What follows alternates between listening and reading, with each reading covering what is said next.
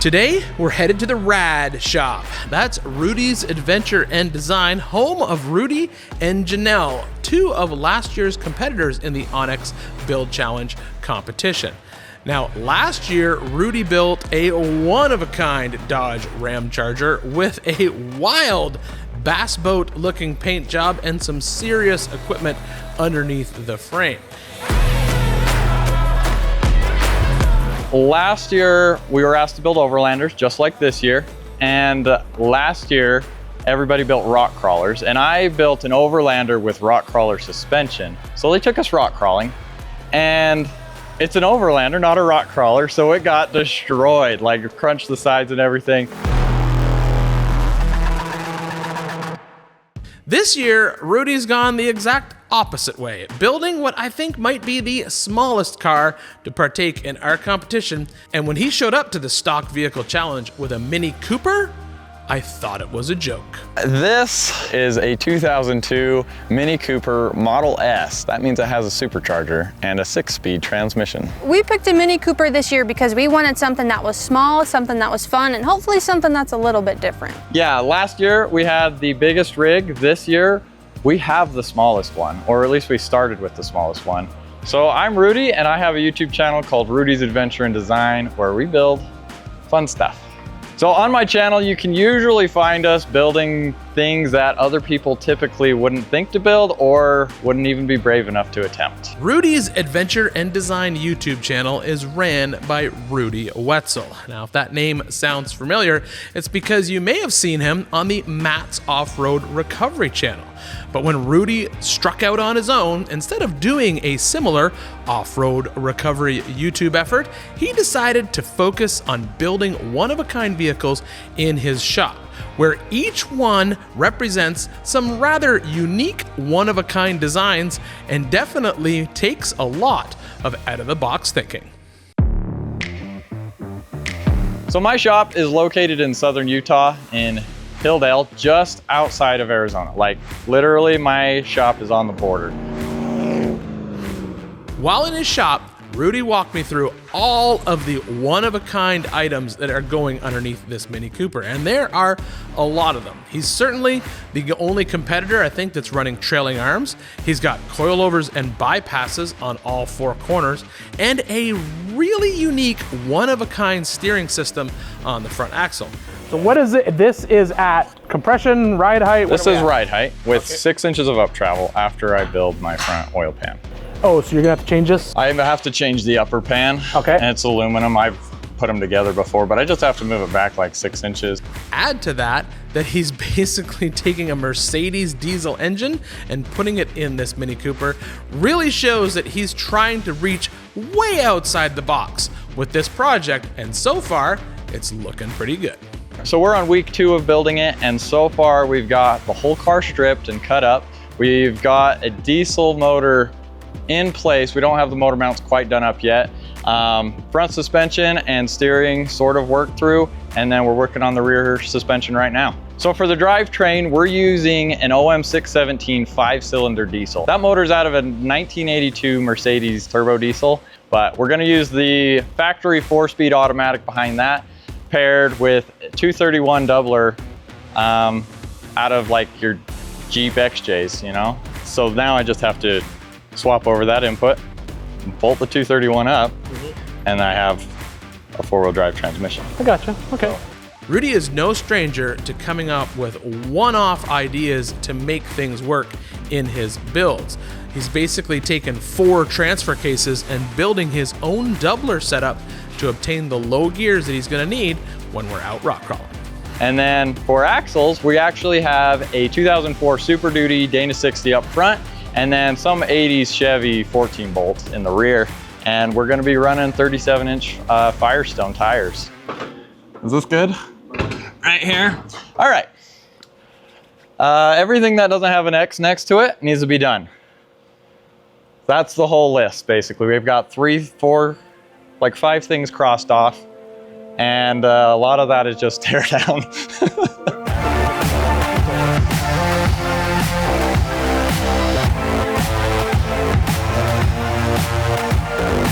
So today, We're working on mounting shocks, the tube chassis, and then also setting up the rear forelink a little bit. We just have to put the tabs on and that will be good to go.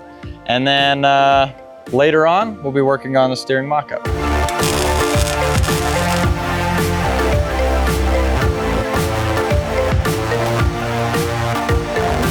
To save money in the budget, I went with short shocks, and I think Nate did that too. And that means to get more travel out of the shock, you have to put some kind of motion ratio advantage on it. And typically people do that with a trailing arm setup. So basically, I'm going to be mounting my coilover halfway up this link. And that means that if I put an 8-inch shock here, at this end, it's gonna move 16 inches. So we may or may not be getting that much out of it, but at least we have the ability to now if we want. But that puts tremendous stress on the link. And the other thing you have to do if you're going to use a Heim on both sides is putting the bolt of the shock below the center line of the link will make it so that it doesn't want to flip over, because there's going to be a lot of pressure pushing right on the middle of that. So we got to add a bunch more metal to get it actually strong enough, but this will work for mock-up and we can see our articulation and how it moves and if anything else needs to be adjusted.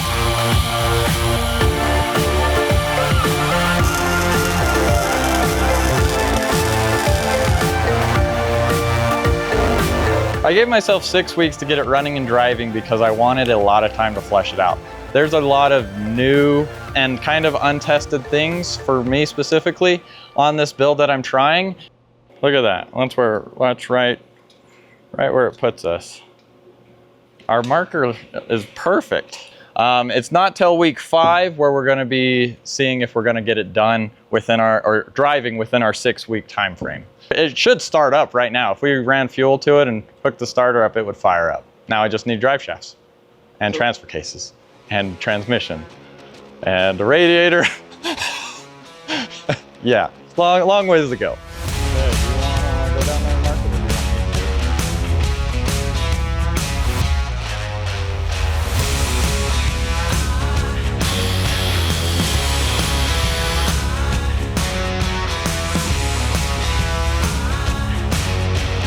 Look how much room I have up here. There's no room up there, I saw that. I can drive up straight up a wall, but Yeah, there's no, so rear mounted radiator. Yep. But I gotta fit a fuel tank back there too, so. You've chosen a very hard thing to do. There's no easiness in any of this. I don't do anything easy, Ian.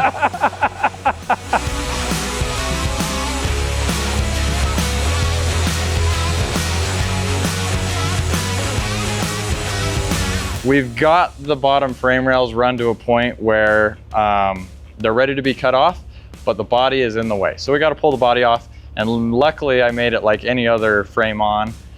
It just unbolts like your regular 80s square body, you know, super easy. So we'll just undo 8 bolts and the whole thing comes off. In the shop today, I have Zach and Janelle helping me.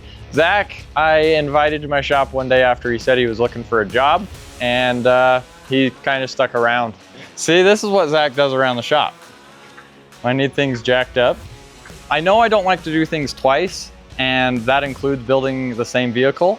So with this build, I'm trying so many new things that I actually haven't gotten to test before on vehicles. There we go. As soon as we get the engine mounts and transmission mounts, we'll be able to do that, but the engine will stay in the frame. That's pretty cool.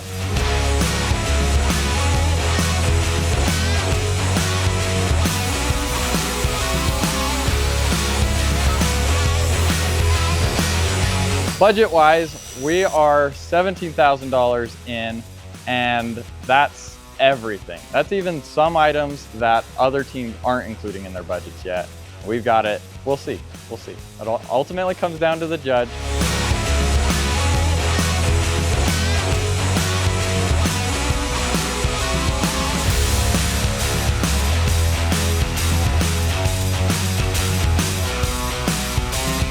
I actually love everything that everyone's building. It's super cool, super unique, and I like seeing what they come up with.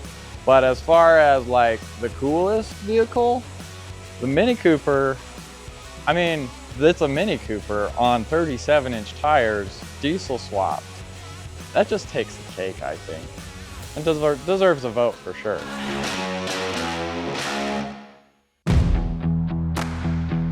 All right, today we're running a trail called Rattlesnake Gulch, and we're at the start of it right now, and it's about 9 miles till Tokerville Falls. So we brought the Rad Charger today. I got Zach and Janelle with me, and my dog Higgins. We also have Holly and Hurricane Felton, I believe, with us in the giveaway, Tread Lightly giveaway Jeep. And then also special guest, Ian Johnson from Tennessee. So it's always a pleasure to have him around and show him the area of Southern Utah. Oh, thank goodness it started.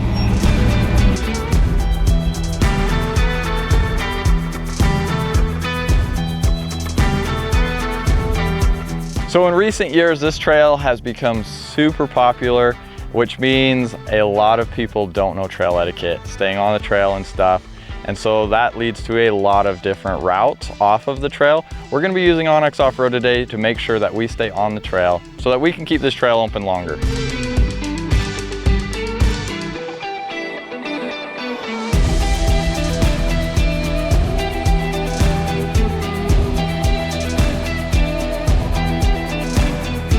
There's a way down the other side of that. Should we go up it?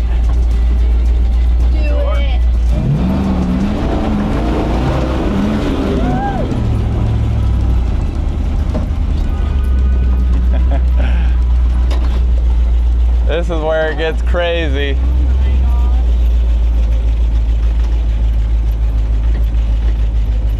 That's stupid steep. Indeed.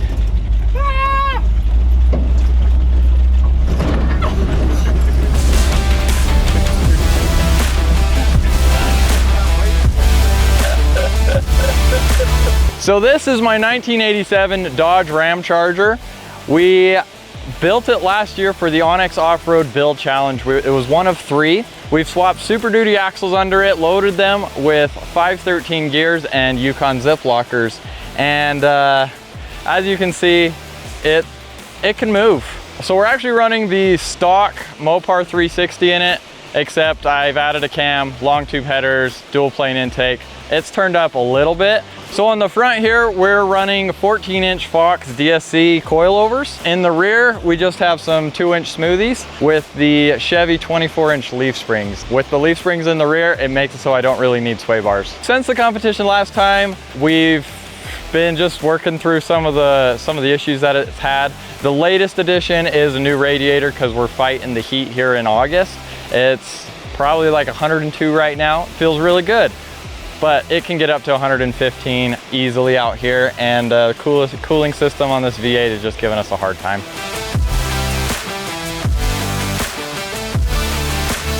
Up on top of that ridge up there, there's like a rocket sled testing facility, but that's the flattest area they could find that was available for testing rocket sleds. And back in the early days, they would test with live monkeys. They lost one and never found it, supposedly. So people have had, throughout the years, people have had claims of seeing the lost monkey down here, or even calling him Sasquatch.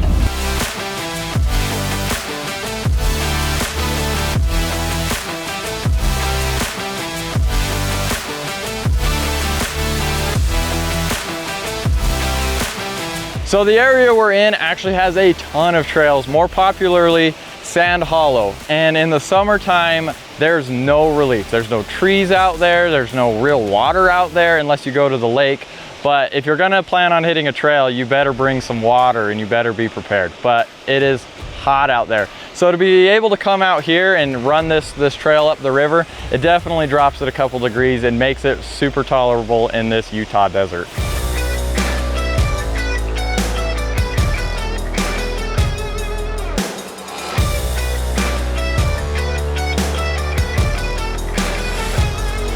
Depending on what your day looks like, you could run this trail backwards actually, where you start at the falls and you run back up to the gun range. And that's the way I prefer to run it. We did one of the funner obstacles on this trail, I would say. That one's a lot more fun to do the other way, because the way you get up it, it lines you up to like roll you into that tree a little bit. and sometimes it can get really sketchy.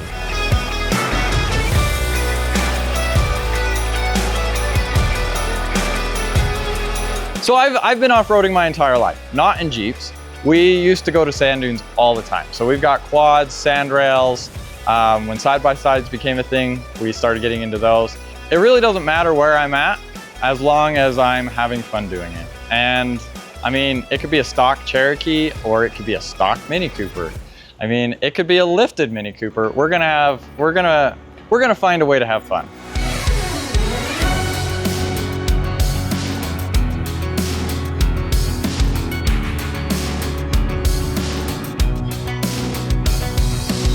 So my favorite feature of onX Offroad is actually the private lands area. Around here we have a lot of public land and BLM and stuff to explore, but I also spend a lot of time in areas where there's a lot of private land. And I definitely want to be respecting those landowners and staying out of their areas. But with that, it also lets me explore areas that I normally wouldn't be able to, just by, you know, scrolling through, seeing where the roads actually lead and whatnot before I get there.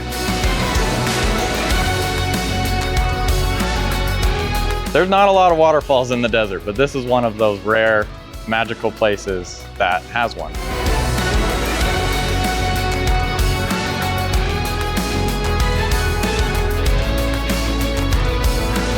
So we just completed Rattlesnake Gulch. I think it's a level 6 out of 10, but today it was really easy. And we ended the trail here at Tokerville Falls, and I secured the best parking spot in the lot.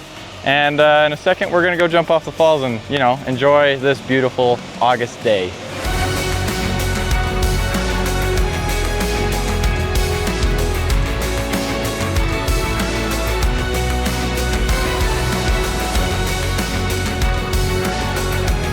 So I always love an excuse to get out of the shop and go hit a trail. And this one I haven't hit in a while, so I decided I was gonna show all my friends and actually see what the conditions were. Sometimes those water crossings can like literally be up to my door, but today they were like 8 inches. So, you know, sometimes we party. Today it was just leisurely cruise.